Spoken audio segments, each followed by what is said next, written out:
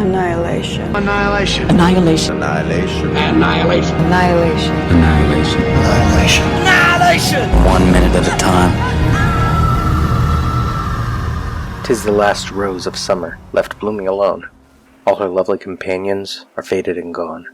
No flower of her kindred, no rosebud is nigh, to reflect back her blushes, to give sigh for sigh. I'll not leave thee, thou lone one, to pine on the stem. Since the lovely are sleeping, go sleep thou with them. Thus kindly I scatter thy leaves o'er the bed, where thy mates of the garden lie scentless and dead. So soon may I follow, when friendships decay, and from love's shining circle the gems drop away.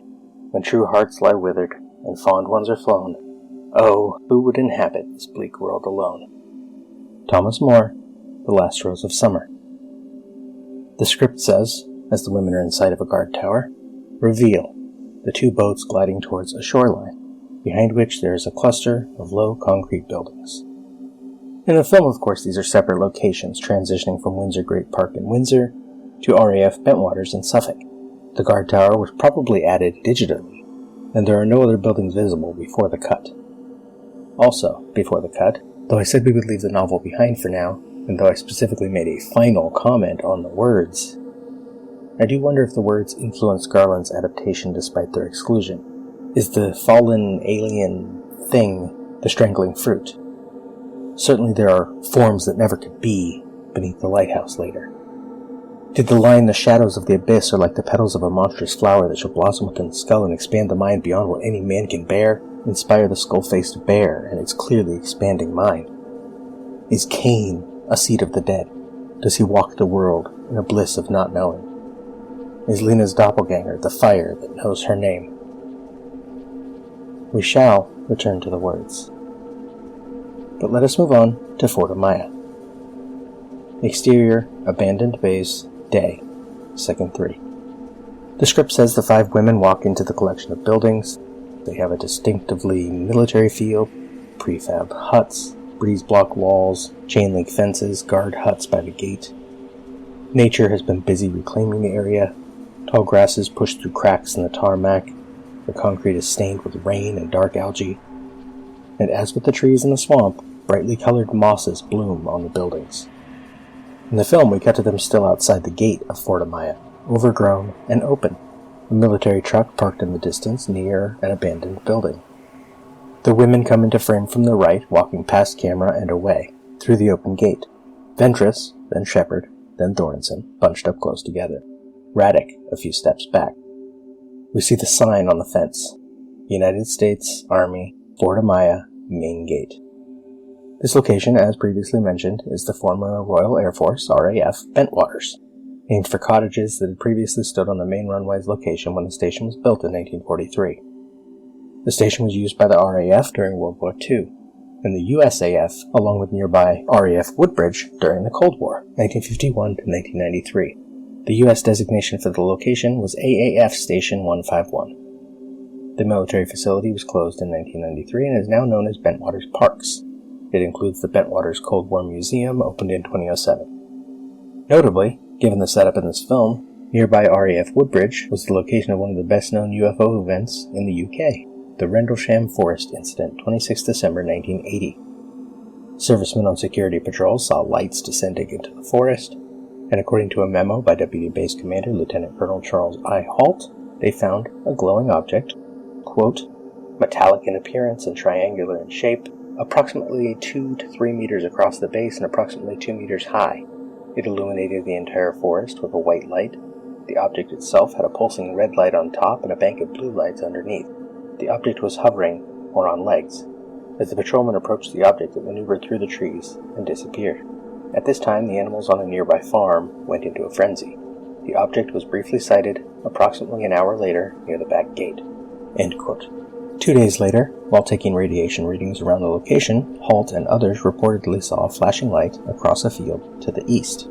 Audio of this event is readily available. It is looking directly overhead. One can see an opening in the trees plus some freshly broken pine branches on the ground underneath. Looks like someone came off about 15 to 20 feet up. Some small branches about an inch or less in diameter. 0148, we're hearing very strange sounds out of the farmer's barnyard animals. It's very, very active, making an awful lot of noise. Having a pigmentation. You just saw a light where? Wait, where? Right on this position here, straight ahead, in between the tree. There it is again.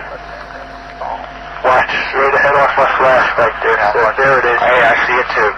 What is it? We don't know, sir. So, can I get some? Yeah, it's a strange, small red light. Looks to be out maybe a quarter to half mile, maybe further out. I'm going to switch off. The light is gone now. It was approximately 120 degrees from the site. Is it back again? Yes, sir. We got the flashlights in. Let's move out to the edge of the clearing so we can get a better look at it. See if you can get the star scope on it. The light's still there, and all the barnyard animals have gotten quiet now. Yeah, we're heading about 110 to 120 degrees from the site out through to the clearing now. Still getting a reading on the meter. About 2 clicks. Maybe 3 to 4 clicks, getting stronger. Now it's coming up.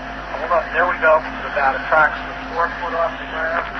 Compass head of 110 degrees. All right, just turn the meter off. Got to say that again.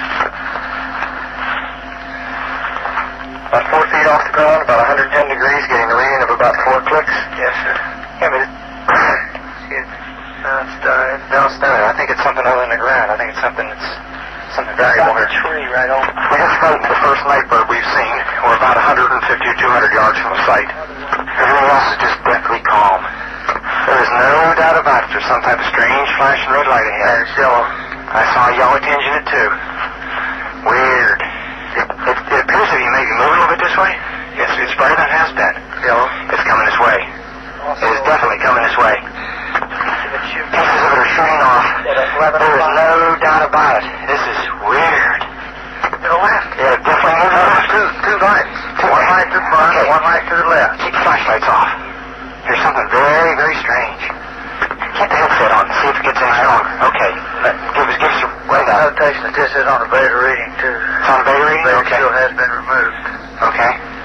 Pieces are falling off it again. But it just moved to the right. Yeah. Off to the right. Strange. Oh, wait, what are you doing left?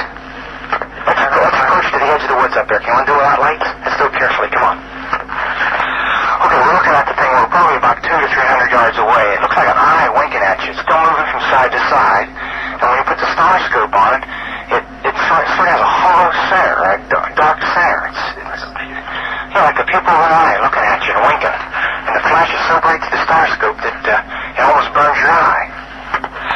We passed the farmer's house and across into the next field. Now we have multiple sightings of up to 5 lights with a similar shape and all, but they seem to be steady now rather than a pulsating or glow with a red flash.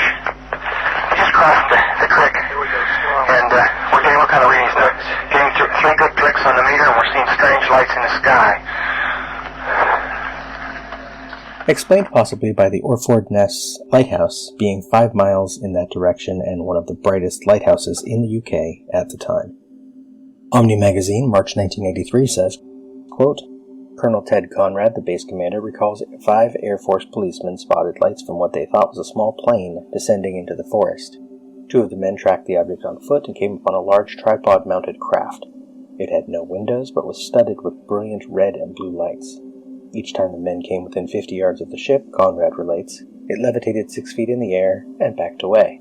They followed it for almost an hour through the woods and across a field until it took off at phenomenal speed. Acting on the reports made by his men, Colonel Conrad began a brief investigation of the incident in the morning. He went into the forest and located a triangular pattern ostensibly made by the tripod legs. He did interview 2 of the eyewitnesses and concludes, those lads saw something, but I don't know what it was. End quote. 15 September 2010, Colonel Halt tells Reuters, quote, I believe that the security services of both the United States and the United Kingdom have attempted, both then and now, to subvert the significance of what occurred at RAF Bentwaters by the use of well-practiced methods of disinformation. End quote. The name Fort Amaya is not in the script and does not seem to be yet another reference to any J.G. Ballard character. Amaya is a Spanish name with Indo-European roots and means mother, or more explicitly, mother city. It may also derive from the Proto-Basque Amaya, meaning the end. Additionally, a Japanese surname Amaya of unrelated origin is drawn with the characters for Heavenly Valley. There is a stop sign on the right side of the open gate. A sign to the left says off limits, trespassers will be prosecuted. A small sign beneath the Fort Amaya sign offers something similar. U.S. Army property, no trespassing, violators will be prosecuted. As Radek pauses, Second 9 to look at some flowers on a bush to the left that seem like daisies, if, instead of being circular, they were elongated to be 3 or 4 times longer in one direction and curve both inward and outward.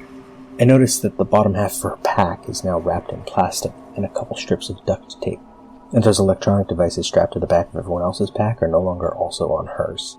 The gator attack seems to have possibly done some damage to Radek's equipment, as well as her psyche. Second 13, as she is about to pass between the open sides of the gate, Radek takes out some piece of electronic equipment to take new readings, perhaps. Second 17, Lena, straggling behind, finally comes into frame. Unlike the other women, she carries her rifle in one hand, both more casual and possibly more ready. She follows through the open gate, and Second 26, cut to, angle from front of women. New location, several bunkers with grass grown over them behind them. A military jeep parked askew off to the left. Shepard has the lead now. Ventress is mostly hidden behind her. In the far distance behind them, the guard tower from before. Shepard stops. Shepard. This used to be the headquarters of the Southern Reach. Thornton stops to her left. Ventress comes up on her right. Shepard continued before the shimmer swallowed it. Radek is moving behind Ventress, but Second 33 cut to angle from right on Ventress, Radek, and Shepard. And Radek is already in front of Ventress, and Thornton is not immediately visible. Radek, eyes on the ground, slows. Shepard watches her. Ventress moves between them towards the bunker, revealed now to their left. A few patches of color on its drab gray wall, like those on the trees, might not be immediately noticeable, but the film was about to focus on something similar. Lena comes into frame from left. Radek crouches down out of frame at right. Thornton finally comes into view, in her continuity-appropriate position just on the other side of Shepard. Lena stops, looking toward camera, and Second 38 cut to reverse. The opposite bunker wall, covered in colorful patches like a giant map with continents and countries of different colors, except this is no map. Radek is crouched on the ground where some of the growths come off the wall onto the walkway. Lena stands close to the central north-south continent of this not map. Close enough to get some spores in her face if this were the novel. And while Shepard watches after them, Thornton looks the opposite way, past camera to the right. In the script, Dr. Ventress notices Lena's gaze going to them, and Dr. Ventress says Lena's line. Lena, more mutations. Radek, they're everywhere. Second 41, close on Lena, Shepard and Thornton blurry behind her, and Thornton instantaneously turned around. In the script, Lena, I saw many on the trees. They're everywhere. Dr. Ventress. They look malignant, don't you think? Like tumors. Lena doesn't answer. In the film, Lena. Malignant. Like tumors. In the script, Dr. Ventress addresses the group. Dr. Ventress continued. At least now we know where we are. And she gets the line Shepard has in the film. This was the previous Southern Reach headquarters, before the shimmer swallowed it. Shepard pulls her map out, scans. Shepard. Yes, I've got it. Right here. Radek exhales. Radek. Awesome. We're not lost anymore. Thornton looks around. Thornton. And it's nice timing. A pretty good place for us to stay the night. Dr. Ventress. Agreed. Second 46, in the film, angle on Ventress. Shepard and Thornton now blurry behind her. She points to a low building up ahead. Dr. Ventress. Is that the old mess hall? Shepard. Yeah.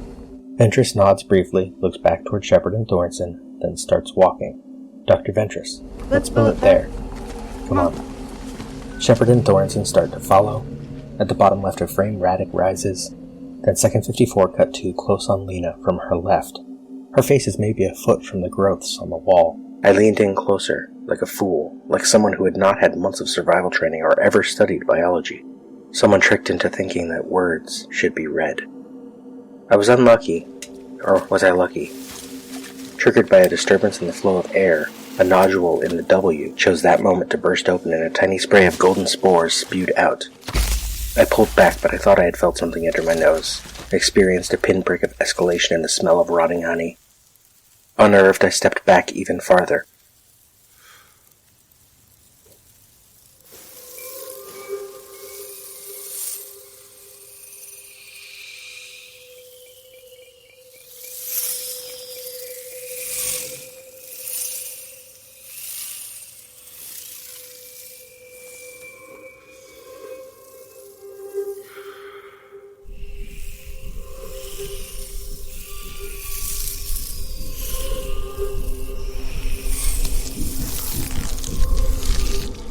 She moves in even closer. She looks concerned. Second 55, close on the yellow patch at the center of that main continent. The color is repellent, almost revolting. It's smoldering, unclean yellow. There was a vast amount of red, a deuce of a lot, blue. Strangely faded by the slow-turning sunlight. A little green, smears of orange, and on the east coast, a purple patch. It is a dull yet lurid orange in some places. However, I wasn't going into any of A these. sickly sulfur tint in others. I was going into the yellow, dead in the center. Linger on that yellow just long enough to see that it is moving. Slowly. Slightly. Just as we are cutting away, time runs out for this minute.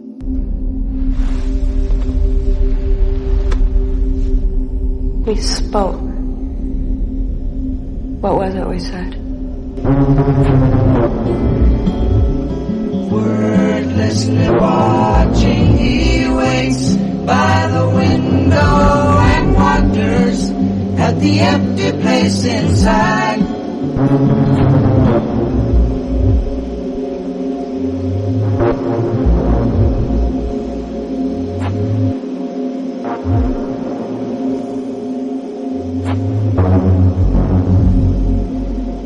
Annihilation is all we are.